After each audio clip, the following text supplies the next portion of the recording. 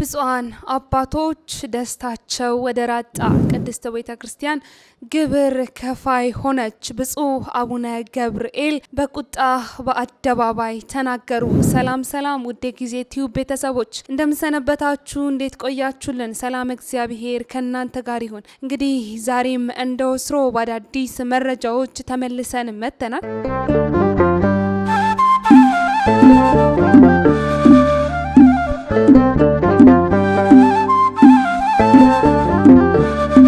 ቀዳሚ ያደረግንላችሁ መረጃችን እንግዲህ ቅድስት ቤተ ክርስቲያናችንን በተመለከተ አንድ ጥብቅ የሆነ መረጃ ወጥቷል። ይህ ጉዳይም በርካታ ምዕመናንን አስቆጥቷል። በርካታ አባቶችንም መምህራንንም ጭምር አሳዝኗል። ቅድስት ቤተ ክርስቲያን ከምትሰበስበው ሙዳየ ምጽዋት ቀንሳ ግብር እንድትከፍል ውሳኔ ተላልፎባታል። እንደሚታወቀው እንግዲህ ስለዚህ የግብር ጉዳይ ከዚህ ቀደም ጉዳዩ ከሚመለከታቸው የመንግስት ባለስልጣናት ጋር ቅድስት ቤተ ክርስቲያን ውይይት አድርጋ እንደነበር ይታወሳል። ቤተ ክርስቲያንም ግብር እንድትከፍል ልትገደድ እንደሆነም መረጃዎች ወጥተው እንደነበር እናስታውሳለን። እኛም ከዚህ ቀደም አጋርተናችሁ ነበር። ይሁንና በአሁኑ ሰዓት ይህ ጉዳይ እውን ሆኗል። ቅድስት ቤተ ክርስቲያን ግብር እንድትከፍል ተወስኖባታል። ቤተ ክርስቲያን እንግዲህ የተጨማሪ ገቢ ግብር መክፈል እንዳለባት በተወሰነው ውሳኔ ላይ ከዚህ ቀደም ብፁዕ አቡነ ሳዊሮስ የመንበረ ፓትርያርክ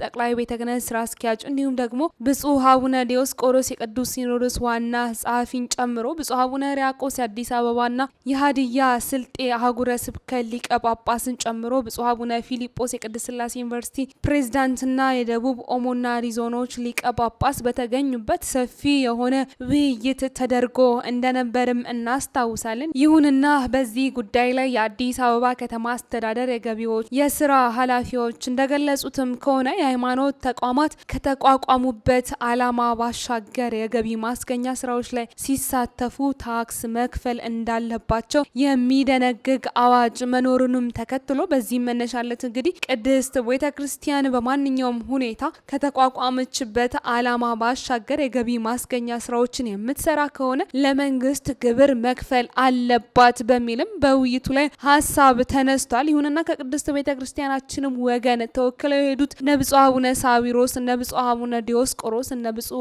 አቡነ ሕርያቆስን ጨምሮ ባነሱት ሀሳባቸው ላይ እንደገለጹት ከሆነ ቅድስት ቤተ ክርስቲያን ባነሱት ሀሳብ በበኩላቸው በጉዳዩ ዙሪያ መለስ ብለው ውጤቶችን እንዲያዩና እንዲያቀኑ እንዲሁም ደግሞ ከግምት ባስገባ መልኩ የቅድስት ቤተ ክርስቲያንን የተለያዩ ችግሮችና እንዲሁም ቅድስት ቤተ ክርስቲያን ራሷን ለመደገፍ የምታደርገውንም መፍጨርጨር ታይቶ በዚህ ጉዳይ ላይ ተደጋጋሚ ውይይት መደረግ እንዳለበት በተጨማሪም ደግሞ የቤተ ክርስቲያን ወሳኝ የሆነው አካልም ቅዱስ ሲኖዶስም በጉዳዩ ላይ ስለሚመለከተው የራሱን ውሳኔና እንዲሁም ደግሞ ሀሳብን ማንሳት እንደሚገባው ተገልጾ ተጠቁሞ ነበር ውይይቱ መጠናቀቂያውን ያገኘው። ከዚህም ባሻገር ደግሞ በዚህ ጉዳይ ላይ ዳግም ውይይቶች እንደሚደረጉም ውሳኔ ተላልፎ እንደነበርም ይታወሳል። ከዚህ ቀደም የነበረው ውይይትም እንዲህ ባለ መልኩ ነበር የተጠናቀቀው። በአሁኑ ሰዓት በወጣው መረጃ በደረሰን መረጃ መሰረት ግን ቅድስት ቤተ ክርስቲያን ግብር ከፋይ እንድትሆን ሙሉ በሙሉ በመንግስት ተወስኖባታል። እንዲሁም ደግሞ ቅድስት ቤተ ክርስቲያን ያለባትን ውዝፍ የግብር ዕዳም እንድትከፍል የሚል ደብዳቤም ለቅድስት ቤተ ክርስቲያን ተልኮላታል። በማህበራዊ ሚዲያዎች ላይ የተሰራጨውም ወደ ቅድስት ቤተ ክርስቲያን የተላከውም ደብዳቤ እንደሚጠቁመውም ከሆነ በግብር ዕዳ የሚፈለግ ገንዘብ ለታክስ ዕዳ ማካካሻ እንዲውል ወደ አካውንታችን ገቢ እንዲደረግልን እንጠይቃለን በማለት ቦሌ ክፍለ ከተማ የሚገኘው አነስተኛ የግብር ከፋዮች ቅርንጫፍ ጽሕፈት ቤትም ወደ ቅድስት ቤተ ክርስቲያናችን ይህንን መሰል ደብዳቤም ልኳል። በቦሌ ክፍለ ከተማ ወረዳ 07 የሚገኘው ደብረ ምጥማቅ ሰዓሊተ ምሕረት ቅድስት ማርያምና ክርስቶስ ሰምራ ካቴድራልም በገቢ ግብር አዋጅ 979 ህዝባር 2008 አንቀጽ 13 መሰረትም ቤት አከራይተው ከሚያገኙት ገቢ መክፈል የሚገባቸውን የኪራይ ገቢ ግብር ባለመክፈላቸው ምክንያት የ2017 ዓ.ም በጀት ዓመት የኪራይ ገቢ ግብር ቀርበው እንዲከፍሉ በቀን 9/03/2018 ዓ.ም በደብዳቤ ማሳሰቢያ ቢደረግላቸውም የሚጠበቅ የሚጠበቅባቸውን ሊወጡ ባለመቻላቸው በፌዴራል የታክስ አስተዳደር አዋጅ ቁጥር 983 ህዝባር 2008 አንቀጽ 39 ንዑስ አንቀጽ 5 መሰረትም በደብረ ምጥማቅ ሳሊተ ምህረት ቅድስት ማርያምና ክርስቶስ ሰምራ ካቴድራል ስም የተከፈተ የባንክ ሂሳብ አካውንት ቁጥርም ገቢ የተደረጉ ገንዘቦችም ለእዳው ማካካሻ ገቢ የተደረጉ ገንዘቦች በሙሉ ለእዳው ማካካሻ ለማዋል እንድንችል ብር 6,658,968 ብር ወደ ኢትዮጵያ ንግድ ባንክ መገናኛ ቅርንጫፍ በቦሌ አነስተኛ ግብር ከፋዮች ቅርንጫፍ ጽህፈት ቤት ስም ወደ ተከፈተው የባንክ አካውንት ቁጥር ገንዘቡ ትራንስፈር እንዲደረግልን እንጠይቃለን የሚል ደብዳቤ ነው እንግዲህ ወደ ቦሌ ወደሚገኘው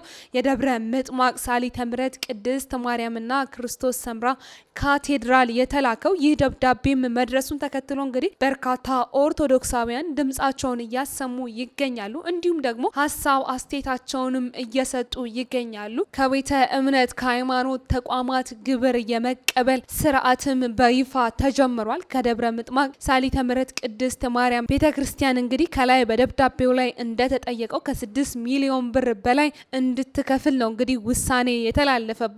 እንድትከፍል ብቻ ሳይሆን ጊዜም አልተሰጠም። በባንክ አካውንታቸው ያለው ገንዘብ ትራንስፈር እንዲደረግም ጭምር ነው በደብዳቤ የደረሰላቸው። ይህ ጉዳይ ነው እንግዲህ በርካቶችን ያነጋገረው። ቅድስት ቤተክርስቲያናችን ከሙዳየ ምጽዋቷ ቅድስት ቤተክርስቲያናችን በሚገርም ሁኔታ ከሙዳየ ምጽዋቷ ግብር እንድትከፍል በአደባባይ ተጠይቃለች። ምእመናን እየተገደሉ እያለቁ እንዲሁም ደግሞ አገልግሎት ለማከናወን እንኳን በማያስችል ሁኔታ ላይ ያሉ የገጠር አብያተ ክርስቲያናት እንዳሉ እየታወቀ እንዲሁም ራሳቸውን ለማቋቋም የካህናትን ደሞዝ ለመክፈል ጭምር ራሳቸውን ለማገዝ አነስተኛ ስራዎችን የሚሰሩ የሚንቀሳቀሱ የገጠር አብያተ ክርስቲያናት ባሉበት በኢትዮጵያ ምድር መንግስት ግብር እንድትከፍል ቤተክርስቲያንን አዟል። ማዘዝ ብቻ አይደለም እያስገደደም ይገኛል። ይህ ጉዳይም በርካቶችን በእጅጉ አስቆጥቷል። ቅድስት ቤተክርስቲያንም ብትሆን የበላይ ኃላፊዎችም በዚህ ጉዳይ ላይ ሀሳባቸውን ሊያነሱ ይገባል። ውይይቱም ሊቀጥል ይገባል። ቅድስት ቤተክርስቲያን ከምታገኘው ከሙዳየ ምጽዋቷ ላይ ግብር ልትከፍልም አይገባም የሚሉ ድምጾችም በርከት ብለው እየተስተጋቡ ይገኛሉ። ቅድስት ቤተክርስቲያን ሲታነጽ አዲስ አብያተ ክርስቲያናት ሲታነጹ መባረክ እንዲሁም ደግሞ ስልጣነ ክህነትን መስጠት ክብረ በዓል ሲሆን ተገኝቶ ኪዳን ማድረስ ቅዳሴ መቀደስ ህዝቡን ማስተማርና መባረክ ይህ ብቻ በቂ አይደለም። ቅድስት ቤተክርስቲያንን ለመጠበቅና ምእመናኑንም ለመጠበቅ ይህ በቂ አይደለም። ቅድስት ቤተክርስቲያን ከየአቅጣጫው የሚሰነዘርባትን ስትራቴጂክ በሆነ መንገድ የሚሰነዘርባትን መከራና ፈተና እንድትሻገር እንድታልፍ አባቶች በዚህ ጉዳይ ላይ ውይይት ሊያደርጉ ይገባል፣ ዝምታቸውንም መስበር አለባቸው በማለት በርካታ ኦርቶዶክሳውያን በተለያዩ የማህበራዊ ሚዲያዎች ላይም ሀሳባቸውን አጋርተዋል። እኛም ይህንን ጉዳይ ወደ እናንተ አደረስን። በዚህ ጉዳይ ላይ ያላችሁን ሀሳብ አስተያየት፣ ቅድስት ቤተክርስቲያን እውን ግብር መክፈል አለባት ወይስ የለባትም የሚለውን ሀሳብ የእናንተንም ሀሳብ አጋሩን እንላለን። ሌላኛው መረጃችን ደግሞ ወደ ሰሜኑ ይወስደናል። ወደ ሰሜኑ ይወስደናል። ከትግራይ ጊዜያዊ አስተዳደሮች አንደበት የተሰማው የምስራች ብፁዓን አባቶችን በእጅጉ አስደስቷል። ከማስደሰትም አልፎ ደስታቸው ወደር እንዲያጣም አድርጓል። ብፁዕ አቡነ ኤርሚያስ በእጅጉ ደስታቸውንም ገልጸዋል። እንግዲህ እንደሚታወቀው የሰሜኑ ጦርነት ከተቀሰቀሰበት ጊዜ አንስቶ ቅድስት ቤተክርስቲያናችን በእጅጉ ትልቅ ፈተና ውስጥ ወድቃለች። ይህ ብቻ አይደለም። የቅድስት ቤተክርስቲያናችን መገልገያ የሆኑ ቁሶች ሳይቀሩ ተዘርፈዋል። በቅድስት ቤተክርስቲያን ቅጥር ግቢ ውስጥ አግባብነት የሌላቸው ክስተቶችም ሲፈጸሙ አይተናል። ይሁንና በዚህም መሰረት እንግዲህ በትግራይ ጊዜያዊ አስተዳደር በጦርነት ወቅት ተወስዳ የነበረችው የብፁዓን አባቶች መገልገያ መኪና ለሰሜን ወሎ ሀገረ ስብከት ተመልሶ እንዲሰጥም ተደርጓል። በዚህም መሰረት የሰሜን ወሎ ሀገረ ስብከት ሊቃነ ጳጳሳት ይህንን መኪና መልሰውም ተረክቧል። የትግራይ ክልል ጊዜያዊ አስተዳደር እንግዲህ የሰሜን ወሎ መንበረ ጵጵስና ሀገረ ስብከት ንብረት የሆነችውንና ለአባቶች መንፈሳዊ ማህበራዊና አስተዳደራዊ ስራ ተመድባ አገልግሎት ስትሰጥ የነበረችውን ቶዮታ ፕራይዶ መኪና ለሀገረ ስብከቱ መልሶ አስረክቧል። ይህም በርካታ ኦርቶዶክሳውያንን አስደስቷል። ከማስደሰትም አልፎ አስፈንድቋል። ብፁዓን አባቶችን ጭምር ያስደሰተ ክስተትም ሆኗል። እንግዲህ ተሽከርካሪዋ በ2013-2014 ዓመተ ምህረት በነበረው የሰሜኑ ጦርነት ወቅት በትግራይ ኃይሎች ተወስዳ የነበረች መሆኗንም የተገለጸ ሲሆን ከትግራይ ክልል ጊዜያዊ አስተዳደር ተረክበው ያመጡ የሀገረ ስብከቱ ልዑካን ለብፁዓን አበው ሊቃነ ጳጳሳት የመኪናውን ቁልፍም በይፋ አስረክበዋል። ብፁዕ አቡነ ቄርሎስና ብፁዕ አቡነ ኤርሚያስ የሀገረ ስብከቱ ሊቃነ ጳጳሳት እንዲሁም የክልሉ ጊዜያዊ አስተዳደር ለቤተ ክርስቲያን ክብር በመስጠትና የቤተ ክርስቲያንን ሁለንተናዊ አገልግሎት እንዳይስተጓጎል በማሰብ ለሰጠው በጎነት የተመላበት አዎንታዊ ምላሽም ውሳኔ ጭምር ምስጋናቸውን አድርሰዋል። በዚህ ጉዳይም ያላቸውን ደስታም ገልጸዋል። የተሽከርካሪው መመለስም ለአማራና ለትግራይ ሕዝብ የእርስ በርስ መልካም ግንኙነትም በር የሚከፍት ትልቅ ትርጉም ያለው መሆኑንም ብፁዓን አበው ሊቃነ ጳጳሳቱም ተናግረዋል። እንደሚታወቀው እንግዲህ ይህ ጉዳይ በትግራይና በአማራ ሕዝብ መካከል መቃረንን ፈጥሮ እንደነበር እናስታውሳለን። የብፁዓን አባቶች መገልገያ የሆነው መኪና መዘረፉን ተከትሎ ትልቅ ቅራኔ በእነዚህ ሁለት ህዝቦች መካከልም ተፈጥሮ ነበር። በአሁኑ ሰዓት ይህ መደረጉ የትግራይ ክልል ጊዜያዊ አስተዳደርም ይህንን መኪና ለቅድስት ቤተ ክርስቲያን መመለሱም በዚህ ጉዳይ ላይ ቅራኔ ፈጥሮ የነበረውንም ጉዳይ በአማራና በትግራይ ህዝብ መካከል ያለውንም መልካም ግንኙነት እንዲያጠናክርም ምክንያት ይሆናልም ተብሏል። ሀገረ ስብከቱም ተሽከርካሪው እንዲመለስ አዎንታዊ አስተዋጽኦ ላበረከቱት የትግራይ ክልል ጊዜያዊ አስተዳደር ለክልሉ ፕሬዝዳንት ጀነራል ታደሰ ወረደ የምስጋና የምስክር ወረቀት ያበረከቱ ሲሆን ሀገረ ስብከቱን ወክለው ከሚመለከታቸው አካላት ጋር በመነጋገር ተሽከርካሪው ተረክበው ላመጡ የልዑካን ቡድን አባላት ደግሞ ሽልማት ከነምስጋና የምስክር ወረቀት ጋር አበርክተዋል። ብፁዓን ለነዚህ ባለውለታዎችም በአደባባይ ምስጋናንም ሰጥተዋል። ይህ ጉዳይም በርካቶችን አስደስቷል። ከማስደሰትም አልፎ ብፁዓን አባቶች በእጅጉ ደስታቸው ወደር እንዲያጣም አድርጓል። ብፁዕ አቡነ ኤርሚያስም በዚህ ጉዳይ ላይ ልባዊ የሆነ ደስታም ተሰምቷቸዋል። ብፁዕ አቡነ ቄርሎስም በጉዳዩ ልባዊ ደስታ እንዲሰማቸውም ምክንያት ሆኗል። ሌላኛው መረጃችን ደግሞ ብፁዕ አቡነ ገብርኤል በእጅጉ በቁጣ ተናግረዋል። ከሰሞኑ በሰሜን ሰላሌ ሕዝብ ላይ የሌላ ቤተ እምነት አማኝ የሆነ አንድ ፓስተር የተናገረውን ንግግር ተከትሎ ነው እንግዲህ ብፁዓን ሊቃነ ጳጳሳት ጉዳዩን አውግዘው እንዲሁም ደግሞ ይህ ጉዳይ ኃላፊነት የጎደለው ንግግር በመሆኑ የሕግ ተጠያቂነትም ሊሰፍን ይገባል ሲሉም የጠየቁት ጻድቁ አቡነ ተክለ ሃይማኖት የወንጌል ብርሃን ያበሩባትና በርካታ ሊቃውንት የፈለቁበት ሕዝብና ሀገርን ባልተገባ ስም መጥራት ኃላፊነት የጎደለው ተግባር መሆኑንም ብፁዓን አበው ሊቃነ ጳጳሳት ነው እንግዲህ የተናገሩት።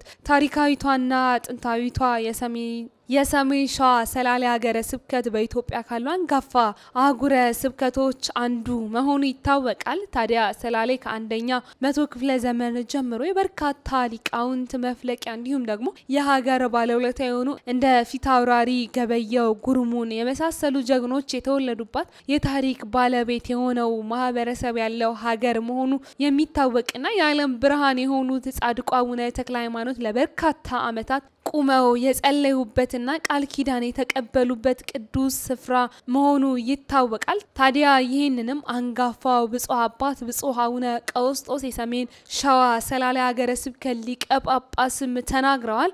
ታዲያ በዚህ ጉዳይ ላይም ሀሳባቸውን የሰጡት እንዲሁም ደግሞ ይህንንም ንግግር የተናገረው አካል በሕግ መጠየቅ አለበት ያሉት ብፁዕ አቡነ ቀውስጦስ እንዲሁም ደግሞ ብፁዕ አቡነ ገብርኤል እንደተናገሩት ከሆነ ጻድቁ አቡነ ተክለ ሃይማኖት ወደ ቅድስቲቷ ሀገር ሰላሌ በመጡበት በዛን ወቅት ወደዚች ሀገር ያመጣኝ አምላከ ቅዱሳን ተመስገንልኝ በማለት ያመሰገኑትና የሰላሌ ታላቅነትን የገለጹበት አንቀጽ በገድላቸው እንዳለ የጠቀሱ ሲሆን ብዙ መምህራንን በወንጌል ሹመው ኢትዮጵያን እየተዘዋወሩ በወንጌል ያረሰረሱና የወንጌል ብርሃን ያበሩባት እንዲሁም ደግሞ ሶስተኛው መምህር አቡነ ፊልጶስ የተወለዱባትና ሰማዕተ ጻድቅ ተብሎ የተሰየሙት የሰማዕቱ ቅዱስ ጴጥሮስ ሐውልት የቆመበት ቅዱስ ስፍራ ነው ሲሉ ብፁዕነታቸው ጨምረውም ገልጸዋል። ነገር ግን አያሌ ሊቃውንት ባሉበት ሀገር ፓስተር ሄኖክ ግርማ በተባለው ግለሰብ የሚያንቋሽሽ ተግባር ሰሞኑን በማህበራዊ ገጾች ሲዘዋወር ተመልክተናል። ይህ ጸያፍ ንግግርም የሰላሌ ሕዝብ የማይወክል ህገወጥ ተግባር ነው ሲሉ ያወገዙ ሲሆኑ ግለሰቡ በሚመለከተው አካል ሊጠየቅልን ይገባል ሲሉም ብፁዕ አቡነ ቀውስጦስም ተናግረዋል። እንግዲህ የምዕራብ ሸዋ ሀገረ ስብከት ሊቀ ጳጳስ የሆኑት ብፁዕ አቡነ ገብርኤልም በበኩላቸው በዚህ ጉዳይ ላይም ሀሳባቸውን